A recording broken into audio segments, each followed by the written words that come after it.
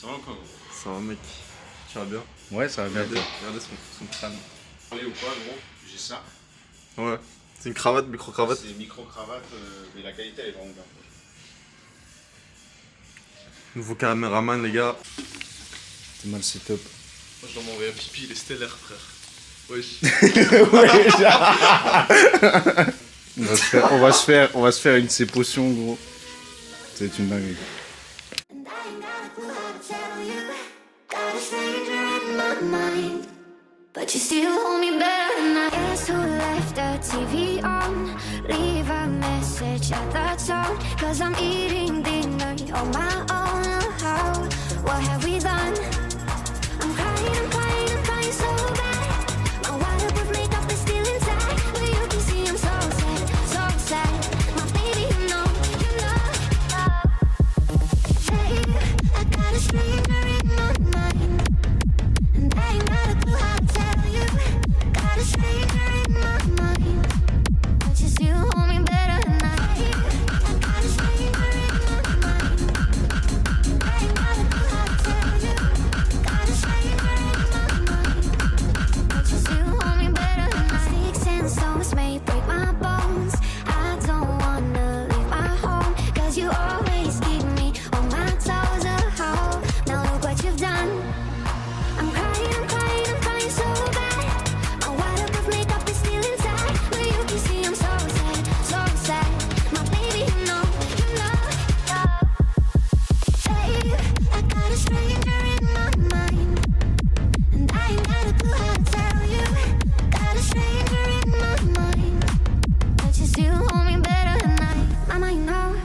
I feel that I'm scared to go, no, he'll never know about it all. I wonder who's the good cop, bad cop, is he ever gonna stop? No. Babe, I got a stranger in my mind. Salut les gars, bonjour à toi qui me regarde. Alors dans cette vidéo, j'aimerais rapidement te partager une petite valeur vis-à-vis des relations amoureuses.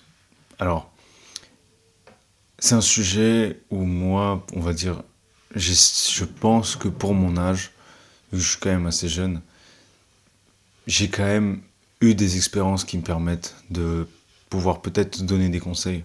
Si toi, par exemple, tu es dans une situation où t'as jamais eu de relation amoureuse sérieuse, t'as jamais vraiment vécu avec quelqu'un, t'as jamais eu cette dynamique où tu t'imagines faire ta vie avec quelqu'un, je pense que je peux t'apporter quelques leçons que j'ai difficilement appris en faisant plein d'erreurs et simplement en m'en prenant plein la gueule avec le temps. Donc là, je vais surtout te parler de ma dernière relation, donc qui était avec mon ex-copine. Alors, elle a duré 1 an et 1 mois, donc je vais passer tous les détails parce que ça, dans l'absolu, on s'en bat les couilles. Mais c'était, au début ça allait, mais vers la fin ça commençait à devenir très toxique en fait. Et ça commençait à devenir toxique, plus dans le sens où moi en fait j'avais absolument aucun bénéfice à être avec cette personne en fait. Alors que cette personne-là, donc cette fille-là, elle avait... Enfin je veux dire, elle se servait de moi un peu à la fin. Donc dans cette vidéo, je vais essayer de t'expliquer les leçons que j'ai retirées de cette expérience pour éviter que toi, tu te retrouves dans le même schéma avec une fille avec qui tu vas avoir une relation amoureuse, on va dire. Donc en fait, il faut savoir que dans chaque relation amoureuse, il y a une première phase, bon ça j'imagine que vous avez tous déjà entendu, c'est la phase lune de miel, donc honeymoon en anglais. Donc c'est vraiment la phase où tout est beau, tout est rose, vous êtes amoureux, pour toi c'est la femme parfaite, tu vas faire ta vie avec elle, etc. Ça va arriver, c'est clair. Moi, je te dis juste, en vrai, profites-en, il n'y a pas de souci. Mais garde quand même en tête, sois conscient que cette phase existe et que dans les mois qui arrivent, tu vas sûrement découvrir en fait des choses sur la personne que tu n'aurais pas imaginé avant. Le truc, c'est que maintenant, moi, avec le recul, je me rends compte que la fille avec qui j'étais, même pendant cette phase de lune de miel, honeymoon, en fait, il y avait plein de red flags qui, moi, auraient dû me mettre la puce à l'oreille, tu vois. Qui, moi, auraient dû... En fait, en moi, à ce moment-là, je les ai ressentis. Donc, c'est-à-dire que j'ai ressenti dans mon instinct, tu vois, un peu dans mon ventre, comme ça, des points chez elle qui, moi, sur le moment, m'ont quand même rebuté, où je me suis dit, ah ouais, quand même, il y a ça, mais vu que j'étais hyper amoureux, je m'en suis battu les couilles. Le truc, c'est qu'après, j'ai perdu... j'ai perdu énormément de temps, quoi. Et je me suis fait avoir... j'ai payé le prix, en fait, de m'en être battu les couilles tôt, comme ça. J'ai payé le prix après, des mois après, une fois que j'avais mis beaucoup plus d'investissement dans la relation. Donc, c'était au point où on avait un appart ensemble, etc. Et c'était horrible, en fait, parce que je m'en suis rendu compte tard. Enfin, je veux dire, je me suis investi avec cette personne, et tout ça pour à la fin me rendre compte qu'en fait, j'étais pas avec la personne que j'imaginais. Enfin bref, c'est assez compliqué à expliquer, mais c'est... En gros, il y aura toujours des red flags au début, qui même si toi, t'es pas certain de mettre des mots spécifiques sur ces red flags, ton corps, en fait, tes instincts vont le savoir que c'est pas bon. Donc mon premier conseil, ce serait, même quand t'es hyper amoureux au début de ta relation, fais confiance à tes instincts. Fais confiance à ce truc en toi qui te dit « Ah, là, ce qui vient de se passer, c'est pas fou. » Et du coup, je le garde en tête quand même. Donc, c'est-à-dire, ça veut pas dire d'arrêter de couper les ponts directement avec la personne, mais tu te dis « Ok, je vois, par exemple, moi, un des trucs qui aurait dû me faire tiquer à l'époque, c'était qu'elle avait énormément de mal à s'excuser. » Tu vois ce que je veux dire ? C'est-à-dire que on a eu très peu de conflits au début, mais les seuls micro-conflits qu'on a eus, elle s'excusait pas. Tu vois ce que je veux dire ? Mais moi, à l'époque, je me suis dit non, mais c'est parce que... En fait, je lui donnais plein de raisons. Mais non, en fait. Quelqu'un, il doit quand même avoir un minimum une capacité à se remettre en question et à s'excuser, en fait, quand la personne fait quelque chose de mal. C'est même bien si... C'est pas nécessairement la faute de la personne à 100%, mais elle trouve quand même... Enfin, je veux dire... Normalement, t'es censé quand même t'excuser. Enfin, je veux dire, tu vois, même si t'as pas fait exprès de blesser quelqu'un, tu t'excuses. Elle s'excusait pas. Donc, et c'est un truc, par exemple, moi, quand j'y repense maintenant, une fois que la relation est finie, mais je me dis, mais j'étais un trou du cul, en fait, de pas avoir pris ces trucs en compte. Mais en fait, quand t'es amoureux, dis-toi que ça va être extrêmement compliqué en fait, il faut t'imaginer que moi, j'ai un truc maintenant où je me dis, ok, quand là, je parle à une fille, ok, et qu'il se passe un truc, donc là, il n'y a pas longtemps, je parlais à une autre fille, et j'ai vu aussi que, pareil, premier conflit, elle ne s'excusait pas. Et là, direct, j'ai commencé à réfléchir et je me suis dit, attends, il faut que je l'imagine, en fait, que d'une manière pas du tout attirante pour moi. Tu vois ce que je veux dire ? Il faut vraiment que je l'imagine comme si moi, je ressentais aucune attirance pour elle, aucun amour purement de passionnel comme ça pour elle, tu vois.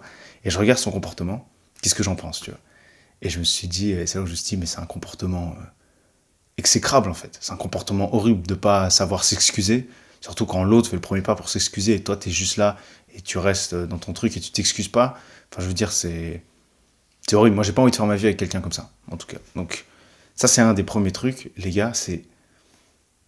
Imaginez-vous, ok, qu'elle est moche. Genre, imaginez-vous qu'elle est vraiment pas belle.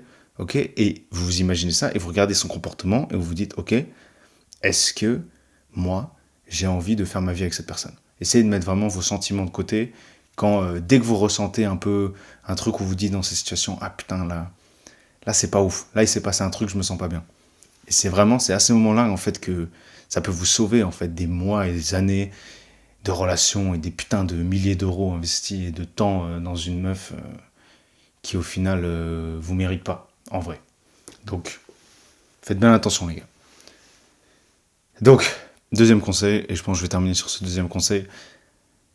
Une fois que vous êtes dans la relation avec la fille, ok, et que vous avez fait les trous du cul comme moi, et que vous vous êtes simplement fait berner, voilà, et que vous avez investi des choses, etc., et peut-être que vous avez pris un appart ensemble, je vais prendre mon cas, par exemple, là, et en fait, si vous voyez que cette personne, elle est vraiment pas bien pour vous, partez du principe que les gens ne vont pas changer, en fait. C'est-à-dire que ça veut pas dire que les gens sont absolument incapables de changer, ça j'y crois pas, mais ils ne changeront pas pour vous. C'est-à-dire, tu vas être avec une fille, ok, faut que tu t'imagines, c'est pas parce que tu vas lui demander de changer un truc qu'elle va le faire. C'est-à-dire, elle peut le faire pour te faire plaisir sur le moment, mais elle, tu peux pas la changer profondément au fond d'elle. Genre des caractéristiques, par exemple, le fait qu'elle s'excuse pas. C'est pas ton rôle de changer ça. Et elle, si tu lui demandes, ok, j'aimerais que tu fasses des efforts et que tu t'excuses plus facilement, elle va s'en battre les couilles en fait. Elle va pas le faire pour toi. Parce que et même si elle aura peut-être une petite volonté de le faire, ça va être que temporaire. Donc il faut vous dire en fait, il faut que vous preniez, quand vous êtes dans une relation comme ça et que vous n'êtes pas heureux, là pour le coup dans l'instant présent, il faut que vous regardiez la personne et que vous vous dites, ok, imaginons qu'elle ne change pas, qu'elle reste comme ça toute sa vie. Est-ce que moi j'ai envie de partager ma vie avec cette personne? Et si la réponse est non, honnêtement, moi je vous le dis, perdez pas de temps et arrêtez la relation. Parce que ça sert à rien de rester... En fait, c'est juste la conséquence du fait que vous avez ignoré tous les mauvais signes en fait, que vous n'aimiez pas à propos de la personne pendant cette phase de honeymoon, en fait, de lune de miel. C'est en fait la conséquence, c'est que vous vous retrouvez à la fin avec une personne, au final, qui vous plaît pas, qui vous correspond pas et que vous aimez pas forcément comme elle est maintenant. C'est en fait, il faut... Parfois, on se fait une image d'une certaine personne et il faut apprendre à dissocier l'image qu'on a de cette personne avec la réalité des faits de comment c'est réellement dans la vie présente. Moi, pour vous donner quelques détails, cette fille avec qui j'étais, elle était extrêmement dépressive. Mais bon, ça, c'est pas quelque chose qui, moi... parce que moi, on va dire, j'ai quand même, avec le temps, j'ai réussi à développer pour moi-même en tout cas, des outils qui me permettent de prendre soin de ma santé mentale et de mon monde interne. Donc moi, en fait, je voulais juste l'aider. Mais en fait, le truc qui était vraiment... pour moi, je sais, j'ai vraiment pas envie de passer ma vie avec une personne comme ça, c'était qu'elle avait aucune volonté de s'améliorer. Genre, il n'y avait aucun drive, ok, aucune énergie comme ça, de se dire, ok, je vais être la meilleure version de moi-même. Je vais vraiment... En fait, il n'y avait aucun aspect de dev perso chez cette fille dans sa vie en général, même si, pour moi, elle n'est pas obligée d'être dans le dev perso, mais quand même un minimum qui est cette chose, en fait, qui fait que quelqu'un a envie de se dépasser, quelqu'un a envie de s'améliorer, quelqu'un a envie de rendre sa vie meilleure et de prendre des initiatives, etc. Et ça joue pour moi dans tous les points de ma vie, que ce soit au niveau de mes amitiés, que de mes relations amoureuses. Il faut que ce soit des gens qui aient cette caractéristique où ils se disent « Putain, j'ai envie de m'améliorer, quoi. J'ai envie d'être la meilleure version de moi-même, en gros. » Voilà. Et chez elle, c'était inexistant. Voire même, elle faisait l'inverse. Elle se sabotait elle-même tout le temps, juste parce qu'elle savait que ça allait me faire chier. Donc, voilà. Et j'ai perdu trop de temps à repousser, en fait, le moment de la quitter, alors que je savais que, en fait, on n'était pas fait pour être ensemble. Donc, si je dois, pour résumer ce deuxième conseil, c'est regardez-la comme elle est vraiment à l'instant présent et pas l'image que vous faites d'elle. Et si ça vous plaît pas, honnêtement, arrêtez la relation. Donc, et trouver en fait une personne qui vous correspond vraiment. Et donc là, ça revient au conseil numéro 1, qui est de faire attention aux red flags en fait. Parce que votre subconscient, il est plus puissant que notre conscient. Donc c'est-à-dire que quand on va interagir avec des gens, notre subconscient en fait, il sait déjà dès les premiers signes un peu au début, à l'avance, si nos instincts en fait savent si la personne va être de bonne compagnie pour nous, en quelque sorte. Le truc, c'est que nous, consciemment, après, on essaye de se raisonner pour quand même cultiver des relations avec des gens, en fait, peut-être qui nous correspondent pas du tout, alors qu'on le savait déjà dès le début. Donc moi, c'était vraiment ce qui s'était passé avec cette fille. Et c'était, en fait, je me faisais une image d'elle qui était, en fait, pas du tout la réalité. Et ça m'a quand même pris 1 an. 1 an pour m'en rendre compte. Et c'était juste... C'était juste horrible, quoi. Donc moi, je vous souhaite vraiment pas que ce genre de choses vous arrive. Donc c'est pour ça que je fais cette vidéo-là. Même si je parle très peu, en fait, des relations amoureuses sur ma chaîne. Mais on va en parler plus, les gars. On va en parler plus. Parce que c'est pas le seul truc de fou que j'ai vécu au niveau des relations amoureuses dans ma vie. Mais voilà, donc on va en parler plus. J'espère que cette vidéo t'a plu. Et qu'elle vous a plu à tous, en général. Et j'espère vous avoir sauvé, en tout cas pour certains... quelques mois et quelques années de votre vie avec des filles qui sont simplement horribles pour vous. Donc voilà, merci d'avoir regardé jusqu'au bout, les gars. Nous, on se voit bientôt. Et puis voilà, là on se retrouve. Mais je pense que là je vais le mettre au début. Donc on va dire ouais, je pense que je vais arrêter la vidéo là-dessus. Mais merci d'avoir regardé et on se revoit la fois prochaine.